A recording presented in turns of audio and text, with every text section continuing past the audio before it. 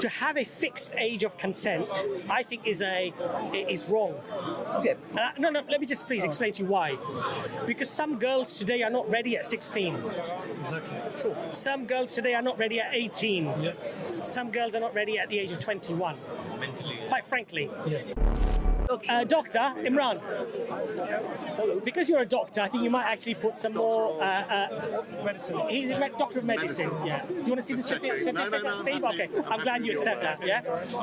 So what the brother is saying here, first of all, he's saying that the physiology of a child in 7th century Arabia is identical to the physiology of modern women in the 21st century. That's the first claim he's making.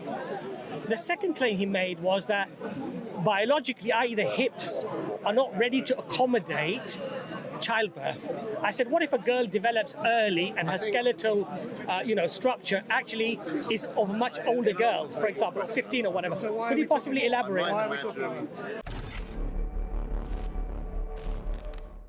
Assalamu alaikum, brothers and sisters. So this is just a quick summary of the interesting conversation we just had.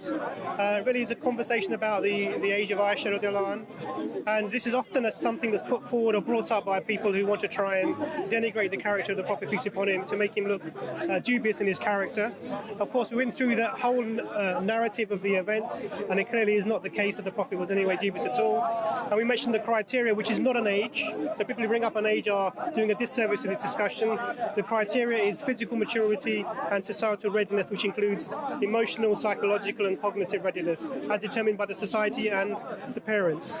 No, but the thing is, that's not really an assessment of whether she's psychologically ready. That's just them saying, we think she's ready. And we know there are plenty of bad parents who make bad calls on their kids all the time. Right now, there are parents who tell their children that they're boys when they're girls, and there are girls that are... Do you honestly think that we can really 100% trust parents to be that responsible for things like that? First of all, there are no 100% in anything. No. Even I'm willing to accept 80 to 75 to 80%. We have a situation. How can we ascertain the readiness of marriage? And there are only a certain number of ways in which one can reasonably do that. One would be leave it up to the girl. So in our country, in England, girls as young as 11, 12, 9, 10 even, end up having sex. No, but we don't leave it up to the girl. That's illegal. I'm just saying. But it's still illegal. Of course it's illegal, but we know the practicalities of life. Many children under 16... it still says... Well, did you know that your child can get contraception from its school without your consent? Even at 11? Even under 16? No, under 16 perhaps, but what I mean is... So what is the law? Nevertheless, it's still illegal. The law is 16. But it's still illegal. I know, but the authorities...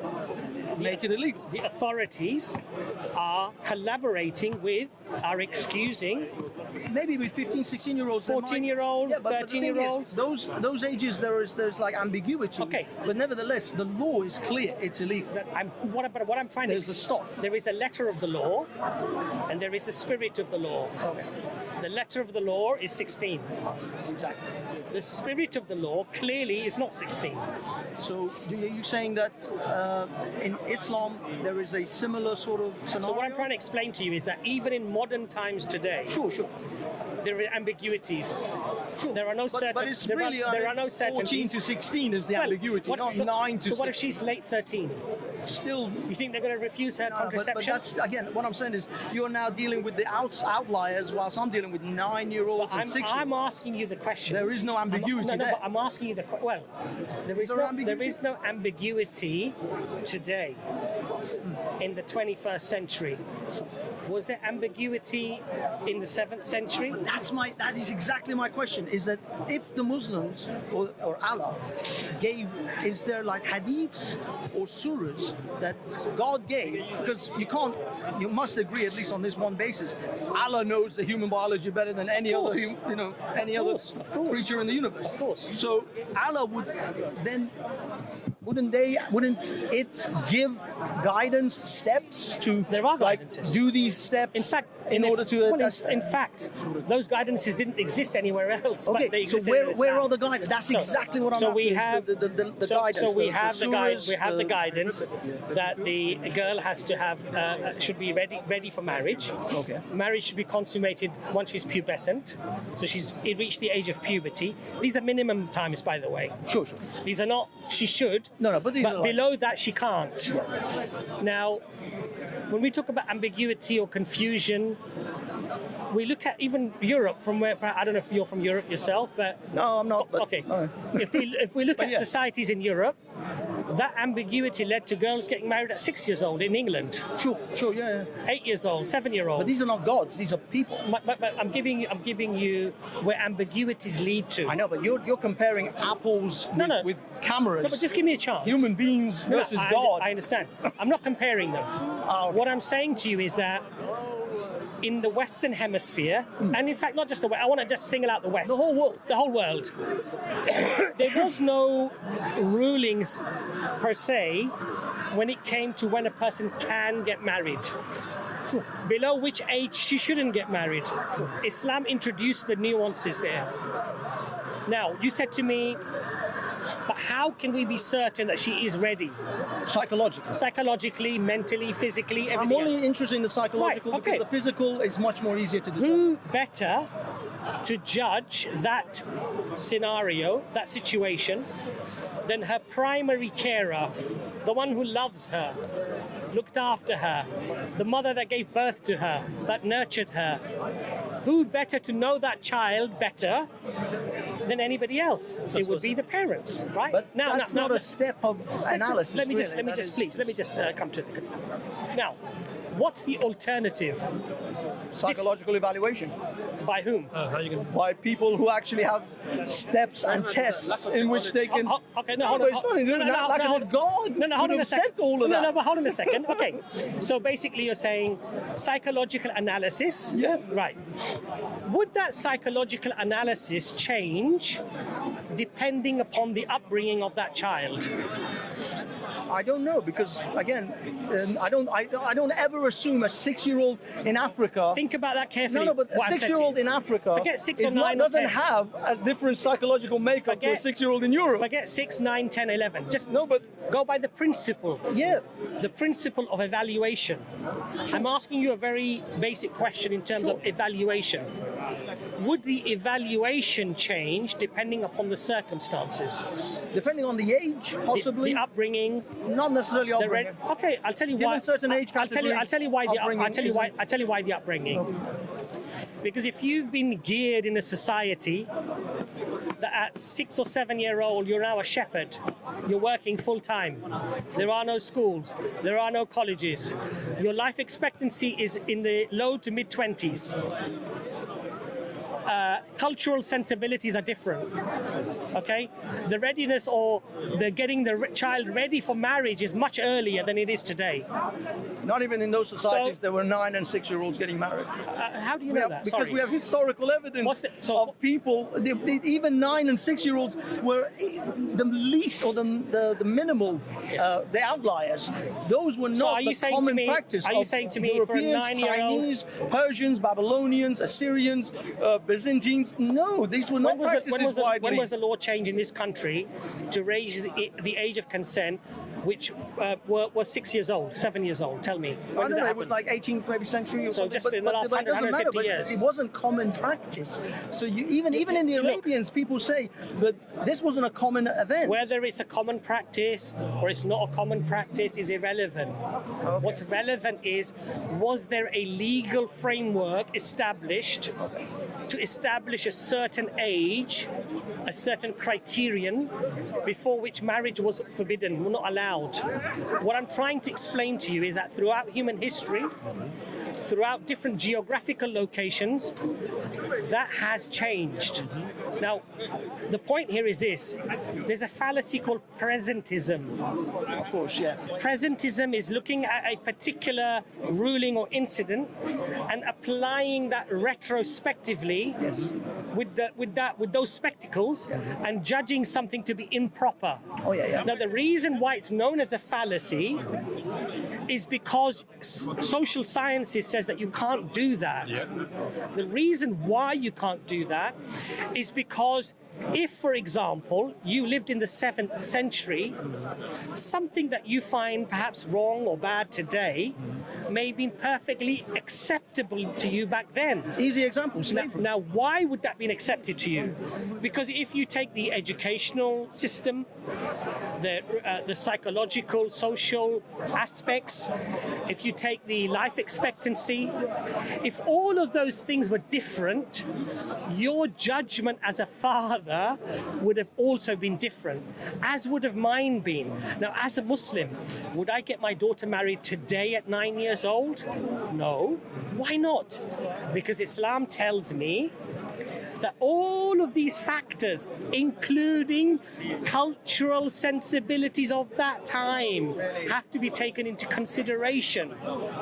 And so what Islam did is it prohibited an age below puberty, but it did not instruct at what age, because that age could vary depending upon the situational needs of that community. Sir, one question, beautiful point you said.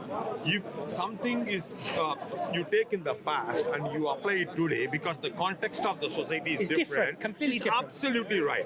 Would that same thing apply? Something in the past which was perfectly all right is absolutely not all right today. Would you accept that fact? Some things like that can happen, yes, indeed. Right? No, but let me elaborate on that, because that's due to circumstances changing. So, for example, there may have been certain, because in Islam, the religion of Islam is to use your hikmah. Hikmah means reasoning, and it goes beyond that. Is the outcome of what you're doing going to create a favorable, is the act going to create a favorable outcome? So something that might be halal, permissible, allowed, there may come a time when acting upon that may result, because of societal changes, may result in some harm happening maybe. So despite it being lawful and halal to do, it may be undesirable to do because the social dynamics, the way things are operating may be very different, so the needs may change. But that does not apply to the fundamentals of Islam. So for example, we have to pray, we have to fast, we have to give zakat, charity, so we have to fast, we have to do all of these things. We have to go hajj at least once in our life. Those are core foundational pillars of belief of Islam, and then there are many aspects to Islamic rulings that are highly dependent upon the social dynamics and needs of society. Sir, in that case, we are in a society where today, in this context, if multiple gods exist, okay, in this context, in this society, if you want to embrace your neighbors, you need to accept that other gods. In that case, is it a fallacy according to Islam, or it's totally fine? Because those are fundamentals, like I just explained. Tell me that. And the first fundamental is La ilaha illallah Muhammadur Rasulullah. So it breaks your rule. No. What I said to you, I clarified that. I said there are some core foundational beliefs that are not open to. Your core foundational belief is creating a conflict. You asked me a question. He had doubts. I don't want you to just hijack the topic. You asked me a question, right? You asked me a question, right? Don't hijack the topic. Should I respect and accept somebody who worships multiple gods, right? Islam has certain core tenets that are not open to discussion, and there is no compromise there. And the first one is La ilaha illallah. There is nothing worthy, no deity worthy of worship except Allah, the God of Abraham, the God of Jesus, the God of Moses, the God of the Vedas. You're Hindu, right? I don't believe in God. Okay, so in the Vedas, in the most sacred Hindu scriptures, there is no likeness of God, there is no plurality, God is one, God is absolute, God is only. Islam is actually confirming what was revealed to the people before, including the Hindus, that God is one, and those are core tenets. They're not open for discussion. But Islam has a very beautiful, concept where people can have a difference of opinion on certain matters based upon cultural needs and sensibilities, because those are not core tenets. You see my point? So may I just get back to my original question, because I don't think there was really any answer to that. Okay. It was just like cultural explanations about the culture at the time. And I totally agree with you that a lot of people, especially in this park, judge 7th century people by the standards of 21st century, which is a total fallacy.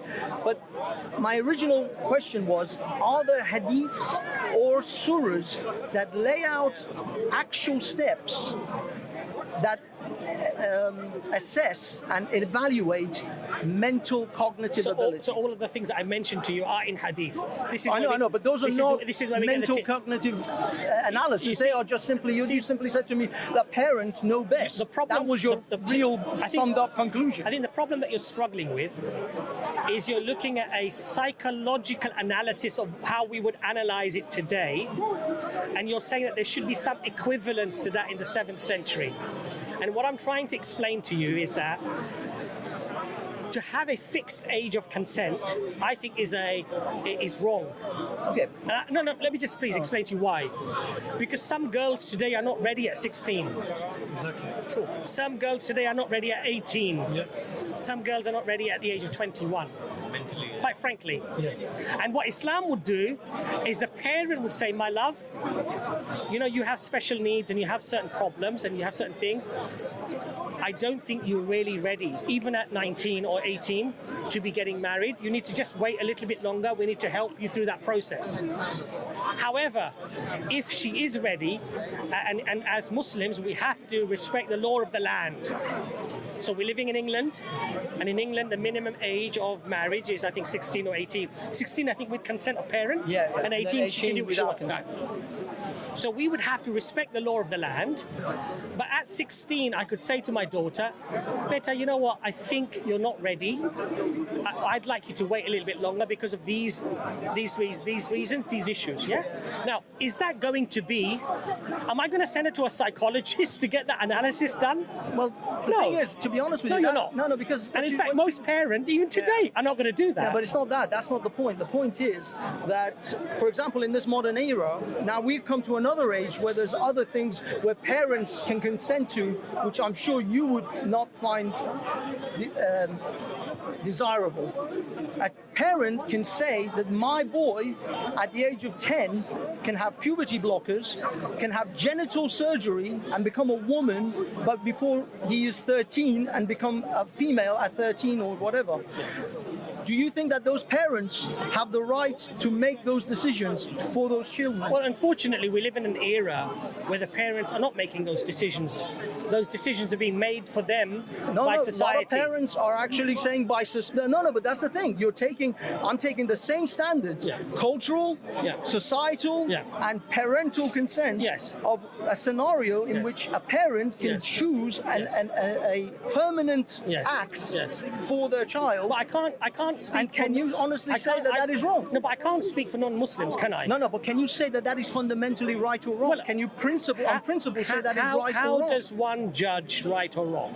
Well, that's what I'm saying. Okay. Can you, on your principles and based on your Islamic even principles, based on the age of marriage and the criteria that is involved in that, can you actually say that I can say that my child at 6 is ready to give consent for marriage, but an English parent can't say that their child at the age of 6 is allowed to give consent to become a female if they're a male? But again, you're conflating issues here. It's not conflating, but these are standards. I'll explain to you why. We were setting standards and criteria. I'll explain to you why. Sure. Okay. First of all, in this country, if your child identifies as another gender, it's actually a form of like child abuse But others would say having your child marry a 50-year-old man is also child abuse. Let me just... It's actually direct child abuse. You see, if you ask a question, at least hear the answer. Sure. Don't make up your mind before you've entered the discussion. I think you already have. I'm already skipping. Because if you do that, brother, you see, if you do that, it's not going to be a fruitful discussion. Sure. Sorry, Okay? go on. Carry on. So the fact is, I can't judge non-Muslims and non-Muslim societies who have gone down this, I think, destructive path of ultra-liberalism, which I think is destroying families, destroying societies, okay? I can't judge those people with the light of Islam in a sense that pass judgment on them, because they're not Muslims. Now, Islam would say that you're not permitted to do this and encourage this and support this. You have to give that person an ability to get to a certain age. Then what they do is they're responsible for their own actions. But before that age, they're under the influence or control or guardianship of the parents. Now, if you say to me, some people might argue that a 50-year-old man marrying a 9-year-old girl is child abuse. The first question I would ask is when? In the 21st century or in the 7th century? I consider it child abuse at all times. Hold on a second. Because human biology hasn't changed for millions of years. So let me ask you today, why would it be child abuse today? By the way, I agree with you. Why would it be child abuse today? Well, because a 9-year-old's physiology hasn't even developed enough. Physiology? The hips haven't even widened enough. Usually they die at childbirth. Physiology? What else? Psychology, we know that the human Psychology? brain isn't developed Psychology? until well into their 20s. Psychology, what else? Well, I mean, socially, of course, and Socially, yeah. And I suppose we live a lot longer today. 70, 80 technology years, has 90 allowed years. us to live longer, so we don't need to have We don't babies, need to have babies so early, right? Sure. Average life expectancy is like 80 years. We're not living in perpetual war where Famine, war, people are dying pestilence. very, very young. Although we have had a bit of a Okay, pestilence. so because of all of these factors, you are now saying that it potentially child abuse. That child is not ready for marriage. Okay, I agree with you. But I also think that could apply in the 7th century. Now, the question is, does it apply to the 7th century? Well, the That's the biological question. absolutely does. Okay. Psychological, the human Okay. brain hasn't developed sooner in the 7th century than in the 21st So what you're century. saying now? The brain still develops at the what same you're rate. saying- The hips still widen at the same rate. So what you're saying is that the biology of a 9-year-old Yeah, 9. in the 7th century is identical to that of the 21st century. Practically. Can you prove that and establish that for me? Yeah, we have fossils, we have bones, we have people who we know human biology. We can go back to literally okay, hold on a thousands of second, years, okay. if not tens of thousands of years, and measure female hip sizes to male hip So if a sizes. 9-year-old has the hip sizes, No, we're talking about hold on a physiology. second. No, I said the physiology. So if the and the 9-year-old brain development. 9-year-old has hip This is all biology. If a 9-year-old has the hip size of a 15-year-old, is it okay then? If a 9-year-old has a hip wide width of a 15-year-old, the thing is, biologically, she would not die in childbirth, but I think then socially, I would say it's still unacceptable. So socially. But what I mean is, So socially. once you solve but again, you're talking about outliers or potential maybes, because there has been a 5-year-old who's had a child. Yes. A 5-year-old has got pregnant in South America and had a child and survived. Right. So outliers exist, but do we want to encourage a society that will impregnate 5-year-olds? That's a separate issue. No, but listen. That is you social. raised an important point, which is biological readiness. Yeah. Now, I've asked you if the biological readiness is ready at 9, 10 years old, and she wants to get married, she wants to have children in the 7th century. Yeah. What is your contention to that? My contention is we don't make laws based on outliers and exceptions. We make laws based on what is the most common event, and the most common event of a biological 9-year-old is that they cannot pass children through the birth canal, and they will die. You know what I think is better than what you're saying? Have a law that accommodates everybody. No. Not just a law that accommodates certain women, certain girls. So, for example, if a girl living in the 7th century, physically, emotionally, and she's ready, and she wants to partake in sexual relations, she wants to have children, she wants to get married. According to you, she should be forced not to get married. Yeah. Right? Forced. We force people all the time. Despite being ready. We still force people Despite all being the ready. time. You know what the result of that is? That she has to wait longer till she gets married. And what do societies generally do when they have to wait? Do they wait?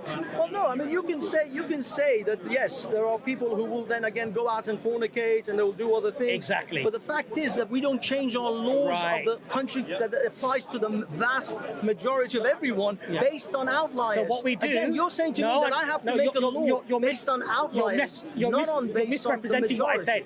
No, because that's what you The said. law is not for outliers.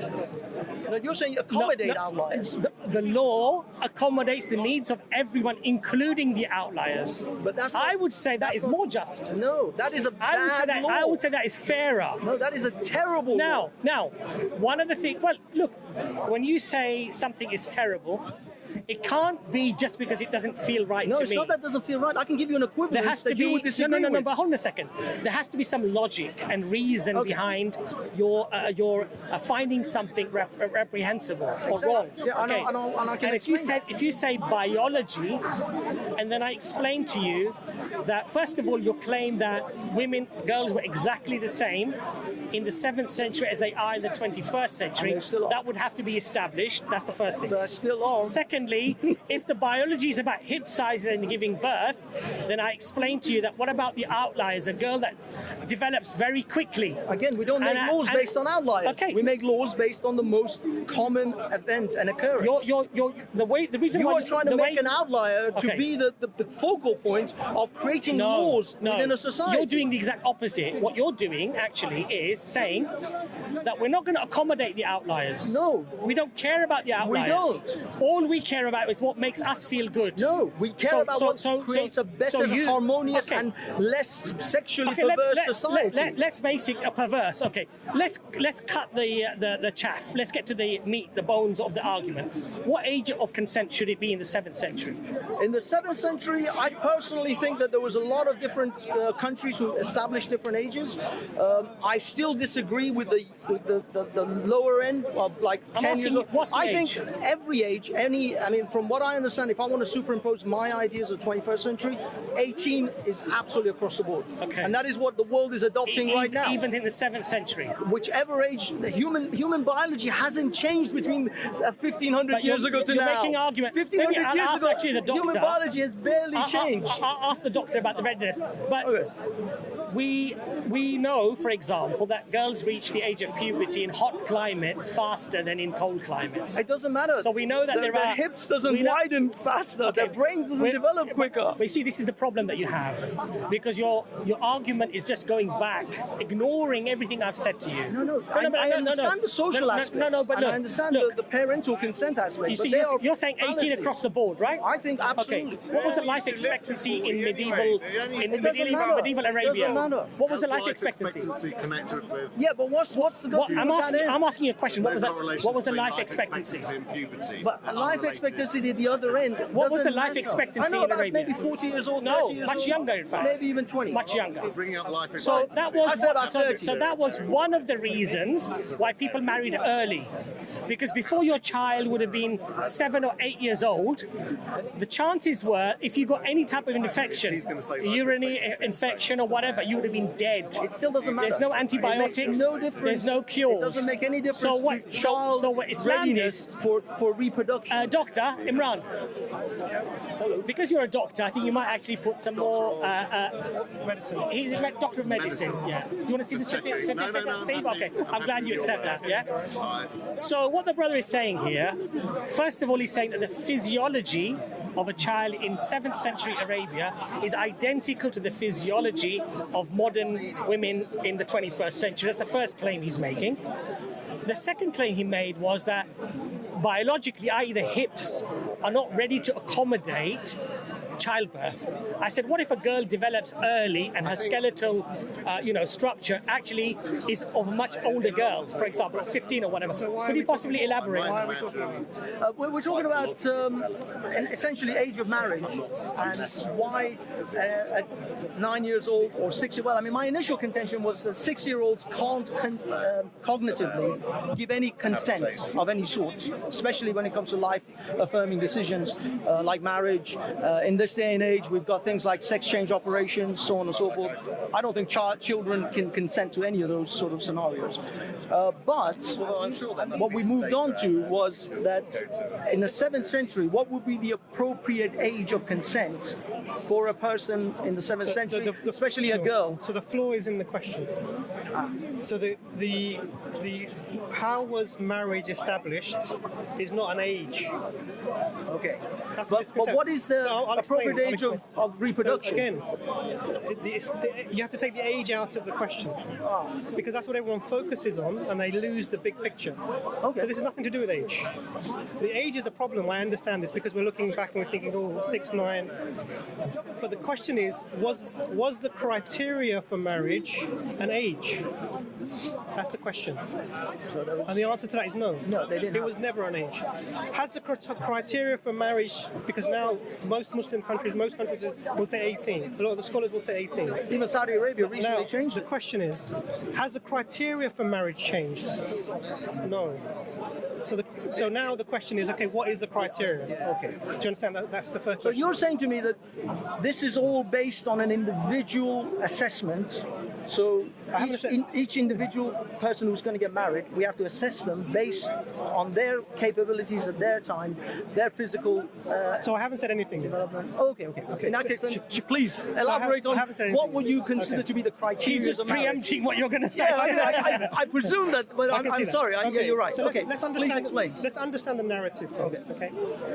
So the Prophet, peace be upon him, his first wife was Khadija radhiyallahu anha. She was 15 years his senior. He was Khadija? Khadija radhiyallahu anha. 15 years his senior. He was 25. She was 14. They married. May God be pleased with her. He was his only wife until she passed away. Then the only person he married who wasn't previously married after that was Aisha radhiyallahu anha. He married no other unmarried women after that. Oh, as in the other marriages were all of the other husbands, women, their husbands were all died. widows, divorced, etc. Okay, so that's really important. Why do I mention that? Because it establishes the individual character. Because some of the ideas behind this sort of questioning is this person of a dubious character who's taking advantage of his position to get young girls to be with him in a sexual way? Now we can tell from the life of the Prophet upon him that is not the case. Because he could have carried on having young women, even prepubescent women, if he had wanted that. But it didn't happen. So first of all, it puts that question to bed. The question is now, how do we discuss this? How do we understand this? So Aisha radhiyallahu anha, she was, and now we're talking about, so you mentioned two questions. One is consent, and the other is, are they prepared for the marriage? Physically, emotionally, psychologically. That's it. Those are the criteria that Islam provides. So there's two criteria that are applied. One is biological readiness, and the other one is societal readiness. There are some verses in the Quran that talk about you allowing the orphan girls to become mature before you give them their inheritance, along these lines. And this is explaining that a part of your ability to be a functioning adult within the society, what you need to have is what the society considers to be a societal maturity. The other important criteria is biology. If you have someone who is biologically unable to perform the functions of an adult, they would be a minor. And once they have the biological aspects to allow them to perform the functions of an adult, i.e. become pregnant, have children, etc., they would be considered biologically an adult, not socially, biologically. So you have to apply these two criteria together. So if you look at the marriage of the Prophet, peace be upon him, when the marriage contract happens, and then there was a delay, and then there was the consummation, I agree with you that person is not able to, they're too young to be able to say yes or no. So in some countries, like if you went back to Pakistan, I'm from Pakistan originally, the parents can arrange a marriage And then when it's time to consummate, the consent is taken when that person is ready, and then it's consummated. So this is a similar example. Now we would call that engagement or whatever you want to call that. You can call it that thing. Betrothed. Yeah, betrothed. So this happened. And then there was a waiting period. So betrothal happened at 6. So my question is, what are they waiting for? Well, my original question when you were introduced was, physically, do women in the 7th century... So that's a different question. So I know, that was the original question when we brought you in. I'll come to that. Because we went to a whole other thing now. I'll come to so that. can we actually get to that? But before we get to that, I want to explain the narrative. Okay. So what was the delay? Why were they waiting 3 years? Well, I mean, presumably the general narrative is that they wanted to make sure she's physically ready. No, because that's not the criteria. That wasn't the criteria? So what was... So we have the two criteria. That was my answer. So the first criteria is physical maturity. Yes. The second criteria is social maturity, Yeah. societal maturity. So being able to function as an adult within the society. How is that determined? How do we determine But why is those why is the criteria physical and social, not physical and cognitive? We'll come to that. Because when we use the term social, there are subsections to that. So the social is a subset of the cognitive is a subset of a social. So when you're socially competent, that means you're cognitively competent, you're psychologically competent, you're emotionally competent to perform the functions of an adult. Now, how do we determine both of those two criteria, biological maturity and social maturity? How do we do that? Biological one's easy. You wait for puberty. Well, even puberty doesn't really mean it means that they're biologically mature. We'll come on to the reason. So, when can normal puberty? What is the range of this? Do you know the range? No, I mean you're the doctor. I defer to you. So there's something called precocious puberty. This is early puberty that's abnormal. Anyone under 8 is considered to be precociously coming into puberty, and you would try to give them medication to delay their puberty and to extend it beyond that. Anyone from 9 onwards is considered normal puberty because that's the normal range, 9 to 14, 15. If people start to go beyond this, then we worry that they're having a delayed puberty. Now, and I'll give an example of this. If a child, a 9-year-old with a tummy pain, came into A&E, and they'd already had their menses, they were gone through puberty. One of the tests that is done as a screening test is a pregnancy test. Why? Because there's a possibility in the list of diagnoses that they may be pregnant. So that's one criteria, physical maturity. Now, with physical maturity, what happens? There's a height growth, secondary sexual characteristics, hairs, enlargement of the breast, or for the men, enlargement of the testicles. You see all these things happening. So this is preceded by so normally you get your height quickly. So women have two surges of their height, one linked to puberty and one a bit later, and boys have, we tend to mature slightly later, and so we have different surges of height, but they happen a bit later, probably 11 onwards, approximately. That's one criteria. Now, how do we determine the societal maturity? Before you move to the societal, I just want to stay with the physical. Does the explanation you just gave, does that apply to people in the 7th century as well as the 21st, or do they differ? There's no difference. So across the board, from 7th century to the 21st century, these hormonal patterns, these puberty patterns are exactly the same for all human beings. Yeah, because we're human beings. That was my original. Are there factors? My point to you was that a girl that is 9 years old or a girl that is 14 or 15 years old potentially could have the same physical attributes in terms of size and ability and capability of having a child. So that was my. But it doesn't change between 7th century and 21st century girls. So let me help a little bit with this, because are there factors that can change the onset of puberty? Yes. Calorific intake. If you're eating a high calorific diet, you can come into puberty earlier. Heat. If you live in a hot climate, you tend to come into puberty earlier than if you live in a colder climate. So we tend to, in northern European countries, puberty is a bit more delayed compared to, say, sub-Saharan Africa, these sorts of places. Australia, possibly. Yeah. Now, in today's modern world, because of the advent of heating, etc., that you find everywhere, this is becoming a bit blurred. Like air conditioning and different climate controls. So we've actually manipulated. We always do. We're human beings. We don't let the environment control us. We control our environment. This is so we come out of the evolutionary pattern almost because we step To out. some extent, to some extent. we've escaped. The second thing, how do we determine societal maturity? How do we determine that? Okay, that could have myriads of different scenarios. Of course, people in the 7th century and 10th century and 21st century are going to have very different ideas. How do we determine? Well, that's socially acceptable behaviours, effectively. Okay. So the society determines it. And for the individual, it would be the parents that determine it. In the 7th century, certainly, yeah. And even in our society, we have the same. So I've met 25-year-olds. I think they're probably not suitable. They're not ready for marriage because physically everything's there, mentally and emotionally, cognitively they're not there. It's just, I use that same criterion of the parent because I think the parent analysis is quite faulty.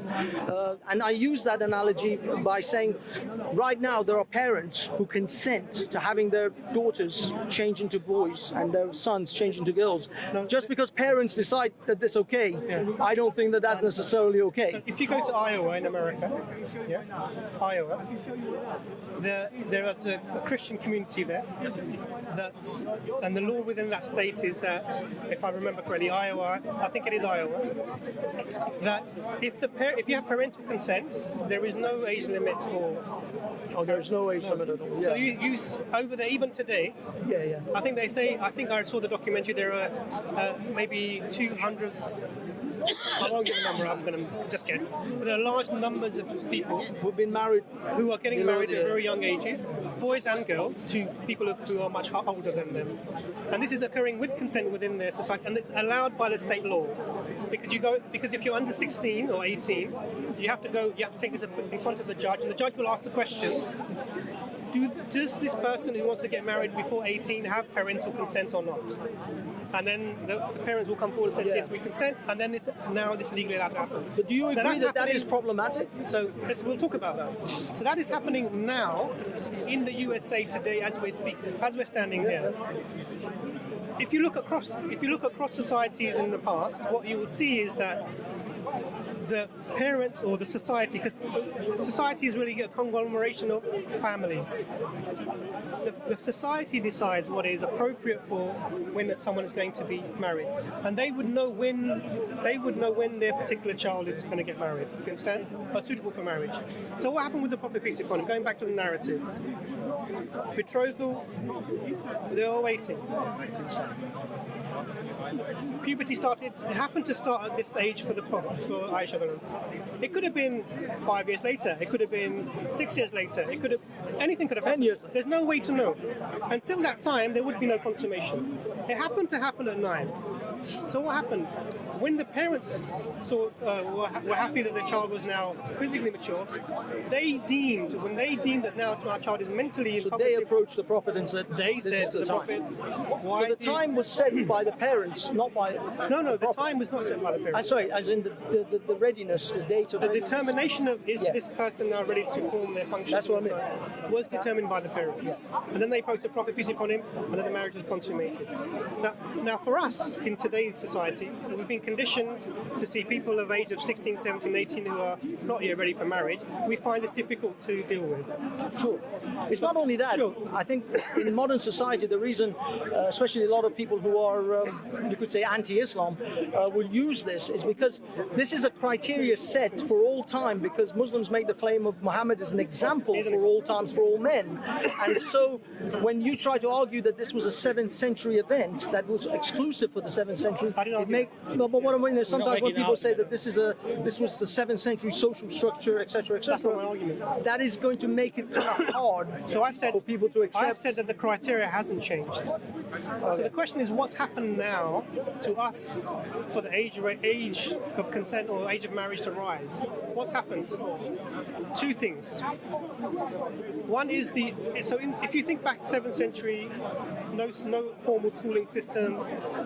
From a very early age, you're doing what your parents do. So from the time you're walking, you're with your parents, they'll take you to where they're going, they'll do what you're doing, you're helping out with them. By the time you're 5, 6, 7, you're really functioning within the, you're in the fields, you're doing all the work, you're functioning. So even if you came to the UK 200 years ago, you'd see toddlers in the fields helping their elderly.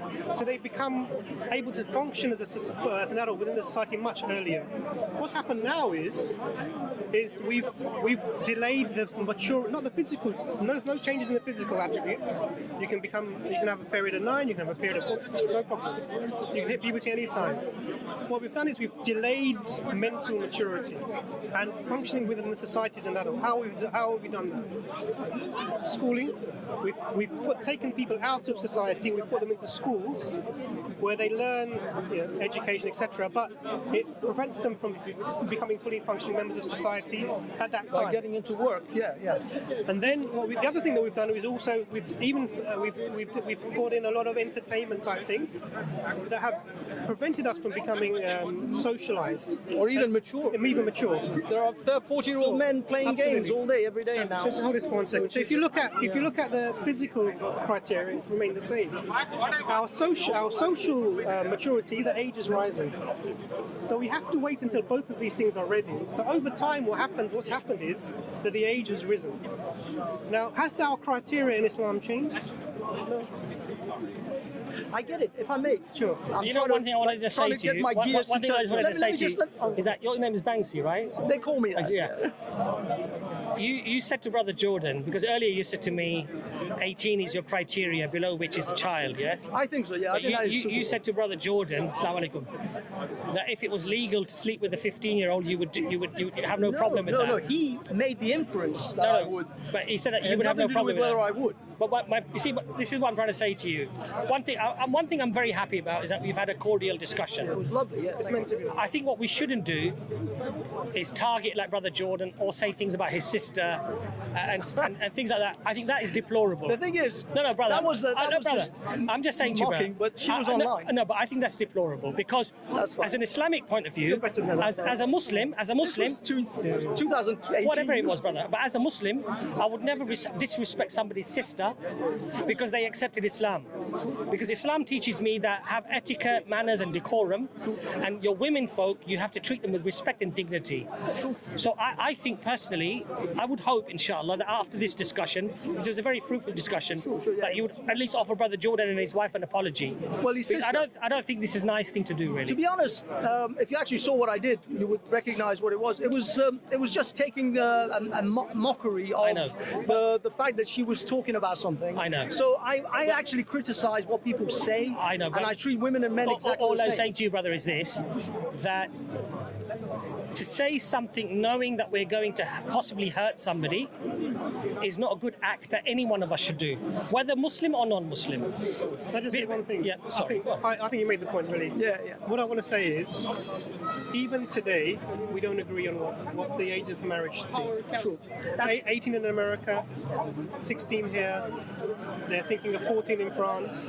Well, no, it is 12 in Paraguay. Yeah, I think in France it is 14, but only as an exception for if someone is 16 or 18. It has to be within a few years of the person. But it's there. But yeah, it's not marriage. 12 in Paraguay. If you go to the Amazonian forest or you went to sub-Saharan Africa, people will still be applying the criteria of puberty and societal readiness. So the point here is, it's the arrogance of taking your modern, secular, Western European concept of marriage age and saying this is the right way. This is the criteria. Well, this is extremely problematic. This is the sort of, if you like, the realization I came to when I was talking to you and listening to what you were saying about the fact that Muhammad married Aisha at the age of 9. That even though Muslims say that Muhammad is the example for all mankind, technically, if you take the scenario that happened then and apply it to all time, then I think it would work in this sense. Muhammad didn't marry her because she was 9. He married her because her parents said that this was the right time for her and she consented. And if we apply that to this day, then whenever the parents say that she is, whoever you marry, the parents say that she's ready to get married, then that age was that would the only criteria? No, but what I mean is, if we're taking just the age, then that age, according to your scale of biological versus social, then that age would automatically increase because the parents would not consent at a lower age in this society than they would. Sure, the parents were the barometer of the society. Exactly. So what that would mean is societal laws, norms. So the parents would now have a much higher level. This is it. So it's 2 criteria that are unchanged, and so for me, there's no moral ambiguity. And then when I look at the life of the Prophet peace be upon him, and I see how he was throughout his life, the narrative that some people, not you, but some people try and present with this sort of questioning, it has no basis at all. This is what I mean. I mean, like, again, when you put that scale of societal versus biological, and that increases, then taking the criterias of, I mean, I'm not convinced of the cognitive ability. I'll be honest, I don't think Muslims of the 7th century had any way of evaluating cognitive ability, but societal and biological criteria would have been enough to have elevated that age group based on what society accepts at the time. So perhaps he wouldn't have married her at 9 if the parents hadn't said, if it wasn't socially acceptable. Or if she was not biologically ready. Or the societal norms were different. Or if, and societal norms take into consideration education, life expectancy, all of these things are going to influence. Now, the beautiful thing about Islam, sorry, I am interrupting, even though I did call you for the words of wisdom. The beautiful thing here about Islam is that you have a principle that Imran alluded to that was correct in the 7th century and still applies in the 21st century. It's timeless. And that wisdom comes from the Creator. That's not man-made, because man-made things. Because man-made things are often very time-related. They don't often transfer very easily throughout time, societal changes, and all of the things that we've discussed. But that's the wisdom of Islam, that it gives you a criteria that can be applied in the 7th century, and that same criteria can be applied in the 21st century. At one time, 9-year-old can be acceptable, and at another time, 16 or 18 might not be acceptable. That's the beauty. May I? Now, I don't want to. This is not about Islam. This is about the people who follow Islam. Now, I know that we can clearly separate the two and say people who follow the Islam not necessarily follow Islam in the way that Islam is meant. And based on that understanding, why, or is there any way for the Muslim Ummah to correct? Because we know that there's a lot of child marriages that take place in Muslim majority nations. Is there a step? Is there a road? Is there a pathway that the Muslims can take, with your understanding, to try to correct those laws in those countries who clearly still are marrying 9-year-olds, where we know society, even on a global scale, has at least moved on from that age? So let's that's what I mean. This isn't an Islamic question. This is a political. So what I'm going to say is, I don't agree with the characterization that the majority Muslim countries this happens a lot. I don't agree with that. Even if you went to someone like Pakistan, the age is like 18. Afghanistan. Sure, but what you're taking is there's what, 59 Muslim countries. I'm just guessing the number. And you're taking one out of that. Well, do you understand? So what's happening? What happens is that we have an exception to the rule, and we're generalizing the negative to all of the Muslims. No. I'm just giving my perception. Is there a road path? And there's another point to be made here as well. For people of your sort of mindset, there's another point to be made be here as able well. to elevate. I'm going to say something controversial. Sorry, Let me just say something controversial. I'm going to say something controversial. If there's a sub-Saharan African society, not Muslim, who are living as as they were 2,000 years ago, And in their society, they're deeming that physical maturity and then functioning as an adult within their society is sufficient for them to allow marriages to happen. On what criteria are you going to go there and say to them that they're wrong? Well, I mean, based on liberal principles, I'll be honest, they have no foundation for this, because liberal principles are you live your life, I live my life, and I don't really care. Based on more conservative principles of a society has implications if they behave in a certain way in the globe as a whole, because we're becoming more of a global society. And if that is the case, then it is obligated upon more advanced societies to start to elevate those other societies, because their behavior ultimately will affect all of us. But if it doesn't affect us, there's a tribe in New Guinea, I think Papua New Guinea or somewhere, where they are totally isolated. In fact, they'll kill anyone that lands on their beach. Nobody cares about them. But I do care about a country such as Pakistan or Afghanistan or Saudi Arabia, because they are advanced nations who have their behavior has implications. Can I just make one point here? You know, first of all, you said Muslim majority countries. You go to the deep south in America, predominantly Christian parts of your civilized world that you want to refer to, they have marriage below 16. And that is wrong. And that's the first thing. Yeah. The second thing is that you're saying basically that how it affects us, as if somehow there's some detrimental effect through Western society. You know what the average age in England for girls who lose puberty is in this country? You mean lose their virginity? Yes, have sex. Yeah, but you said puberty. Have sex, sorry. Yeah. I mean, it could be 14, it could be 15. It could Much be... younger than that, in fact. Well, yeah. So now here's the difference, you see. So Islam has a formula to solve that problem, which is that rather than her becoming a victim to predators, and let's face it, you're a man and I'm a man, and we know how men think. We know what men want.